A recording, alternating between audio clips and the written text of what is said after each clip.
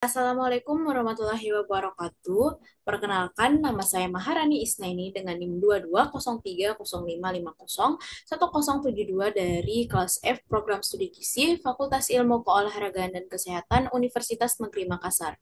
Jadi, pada kesempatan kali ini saya akan memaparkan materi terkait tata laksana balita gizi buruk sebagai pemenuhan salah satu tugas mata kuliah Isu Muktahir Gizi yang diampu oleh Ibu Irma. Sebelum kita melangkah ke inti materi, perlu kita ketahui bahwa apa sih gizi buruk itu? Jadi, gizi buruk ini adalah kondisi yang menggambarkan status gizi seorang anak ataupun balita yang mengalami kekurangan zat gizi atau defisiensi zat gizi. Jadi, gizi buruk ini atau yang biasa disebut dengan severely wasting dapat meningkatkan angka kesakitan dan kematian serta meningkatkan risiko terjadinya stunting.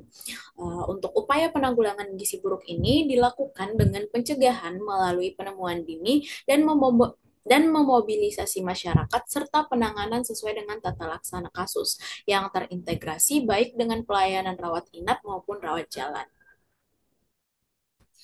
Selanjutnya, bagaimana cara kita memeriksa atau mengetahui balita ini terindikasi gizi buruk?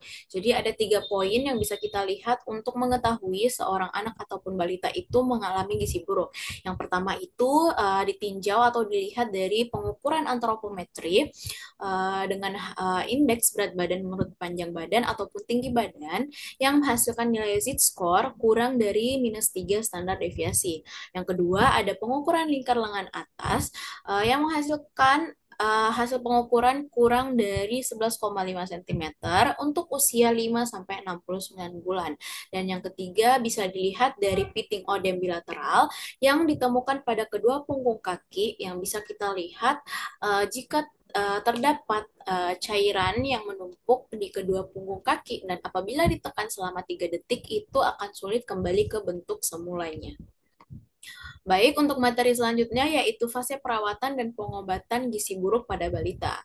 Untuk tata laksana balita ataupun anak gizi buruk itu terdiri dari 4 fase perawatan dan pengobatan. Tetapi tidak semua balita gizi buruk itu akan menjalani 4 fase tersebut. Untuk fase stabilisasi dan transisi itu diperuntukkan bagi balita gizi buruk yang perlu layanan rawat inap, sedangkan fase rehabilitasi diperuntukkan bagi balita gizi buruk yang sedang berada di layanan rawat jalan. Apa sih fase-fase dari perawatan dan pengobatan balita gizi buruk ini? Jadi, yang pertama itu ada fase stabilisasi. Jadi, fase stabilisasi ini merupakan fase awal perawatan yang umumnya berlangsung 1 sampai 2 hari, tetapi dapat juga berlanjut sampai 1 minggu sesuai dengan kondisi klinis balita. Jadi, untuk fase stabilisasi ini, pemantauan yang bisa dilakukan itu dengan melihat tanda-tanda vital seperti denyut nadi, frekuensi pernafasan, dan suhu badan. Selain itu juga kita bisa lihat dari tanda-tanda bahaya seperti derajat odem, asupan formula, frekuensi defekasi, konsistensi feses, volume urin, dan berat badan. Yang kedua itu ada fase transisi. Jadi fase transisi ini adalah masa peralihan dari fase stabilisasi ke fase rehabilitasi dengan tujuan memberi kesempatan tubuh untuk beradaptasi terhadap pemberian energi dan protein yang semakin meningkat dari fase sebelumnya, yaitu fase stabilisasi. Jadi untuk pemantauan fase transisi ini sama seperti fase stabilisasi yang bisa dilihat dari tanda-tanda vital, tanda-tanda bahaya, derajat odem, asupan formula, frekuensi defekasi, dan lain sebagainya. Kita lanjut ke fase yang ketiga yaitu fase rehabilitasi. Jadi untuk fase ini biasanya diberikan di layanan rawat inap maupun rawat jalan yang mana fase ini itu berlangsung selama 2 sampai 4 minggu melalui pemberian makanan untuk tumbuh kejar dengan energi sebesar 150 sampai 220 kilokalori per kilogram berat badan per harinya. Atau bisa diberikan formula 100 atau RUTF. Jadi untuk kemajuan dari fase rehabilitasi ini dilihat dari kenaikan berat badan dari fase transisi yang sebelumnya. Untuk pemantauan pada fase rehabilitasi ini dicatat asupan formula dan kenaikan berat badannya. Untuk yang terakhir, fase tindak lanjut ini merupakan fase lanjutan pemberian makanan untuk tumbuh kejar dengan pemberian makan keluarga atau makanan yang sehari-harinya dikonsumsi dengan pemberian makanan tambahan pemulihan atau PMTP. Jadi untuk makanan tambahan bagi balita yang kita kenal dan awam di masyarakat itu seperti yang tampil pada slide ini, yaitu biskuit makanan tambahan balita yang mungkin bisa diberikan di layanan fasilitas kesehatan maupun di rumah sakit. Untuk materi selanjutnya yaitu bagaimana sih langkah-langkah tata laksana balita gizi buruk di layanan rawat jalan. Jadi untuk layanan rawat jalan ini diperuntukkan bagi balita usia 6 sampai 59 bulan dengan kondisi gizi buruk tanpa komplikasi yang dilakukan di fasilitas kesehatan tingkat pertama atau puskesmas. Nah, untuk langkah-langkahnya itu terdiri dari 10 langkah. Yang pertama adalah mencegah dan mengatasi hipoglikemia. Jadi, untuk balita gizi buruk itu sangat beresiko mengalami hipoglikemia. Nah, hipoglikemia ini adalah kondisi di mana kadar gula darah dari balita ataupun anak gizi buruk itu tidak berada dalam ambang batas normal, yaitu berada di bawah 3 milimol per liter atau kurang dari 54 miligram per desiliter. Jadi biasanya untuk mencegah dan mengatasi hipoglikemia ini diberikan 50 mili larutan glukosa 10% atau 1 sendok teh munjang gula pasir dalam 50 mili air secara oral. Yang langkah kedua yaitu mencegah dan mengatasi hipotermia. Jadi hipotermia ini adalah kondisi di mana suhu aksiler kurang dari 36 derajat Celcius yang biasa ditemukan pada balita gizi buruk dan ditemukan bersamaan dengan kondisi hipoglikemia yang menandakan adanya infeksi berat. Jadi untuk balita gizi buruk itu cadangan energinya sangat terbatas hingga tidak mampu memproduksi panas untuk mempertahankan suhu tubuhnya. Jadi untuk mengatasi atau mencegah hipotermia ini biasanya tubuh anak itu atau balita itu dihangatkan dengan menutup seluruh tubuh termasuk kepala dengan pakaian. Untuk langkah yang selanjutnya yaitu mencegah dan mengatasi dehidrasi.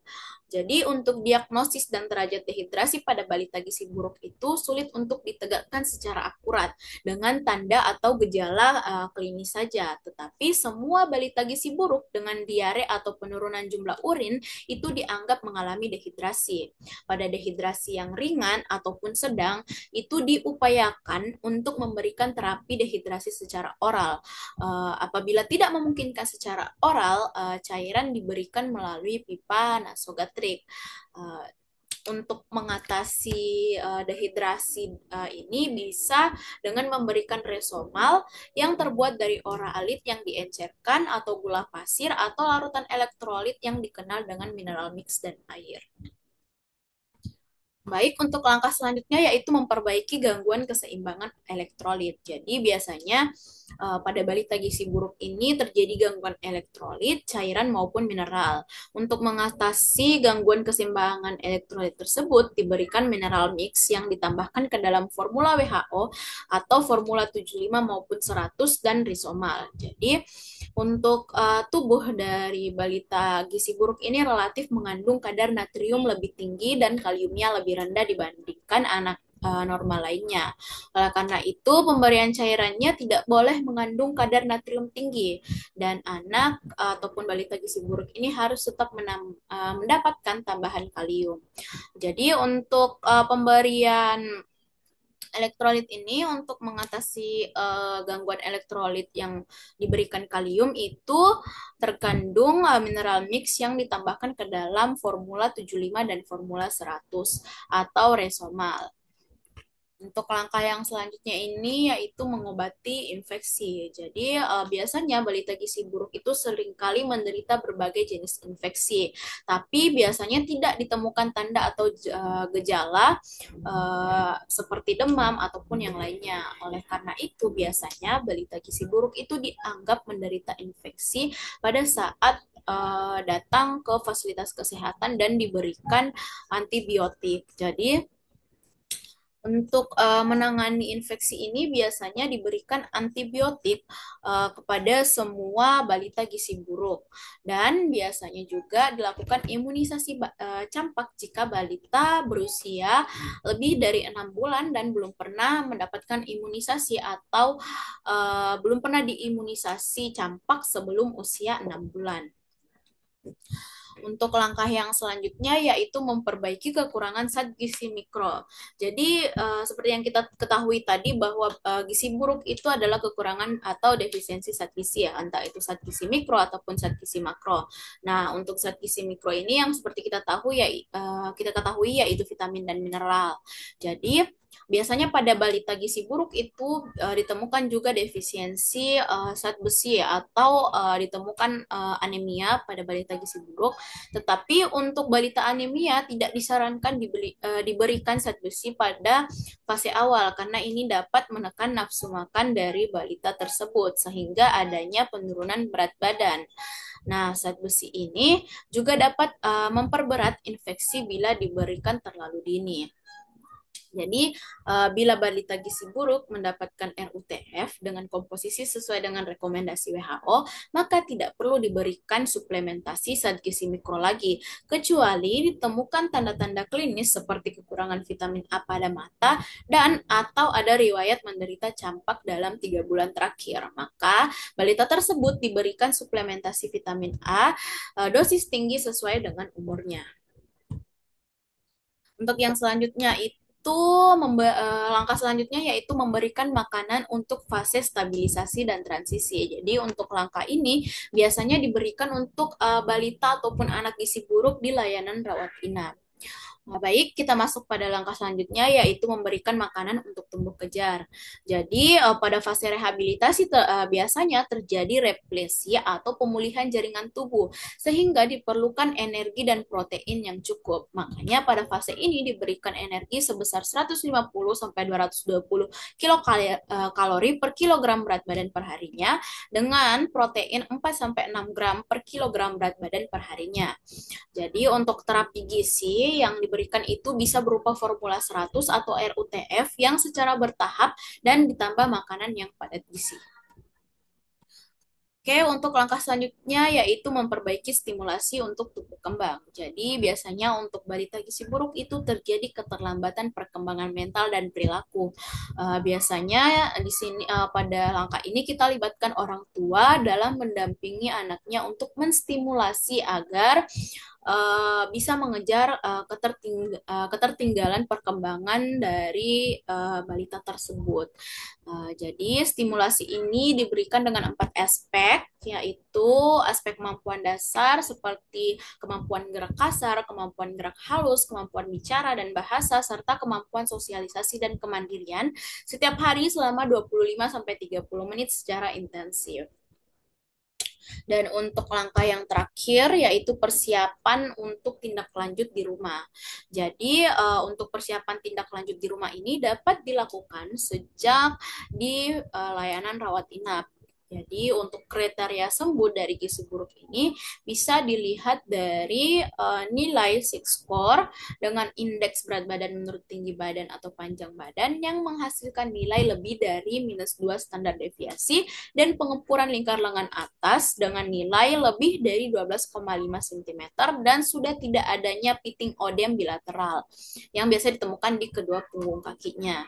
Nah, bila balita keluar dari layanan rawat inap setelah sembuh sesuai dengan kriteria yang tadi disebutkan, maka dianjurkan untuk kontrol teratur setelah pulang, yaitu 1 kali seminggu pada bulan pertama, 1 kali 2 minggu bulan kedua, dan 1 kali tiap bulan sampai 6 bulan atau lebih ya. Selain itu juga biasanya dianjurkan untuk melengkapi imunisasi dasar ataupun ulangan sesuai dengan program pengembangan imunisasi.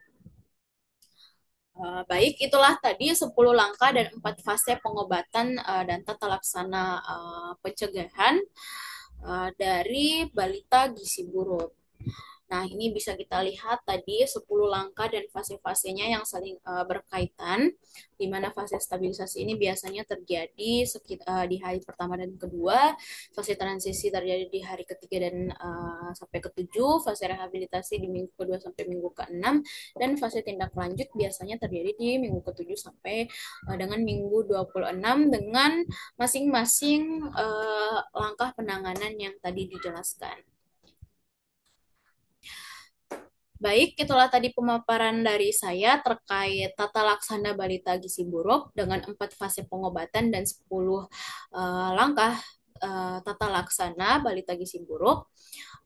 Terima kasih atas perhatiannya, lebih dan kurangnya mohon dimaafkan. Wassalamualaikum warahmatullahi wabarakatuh.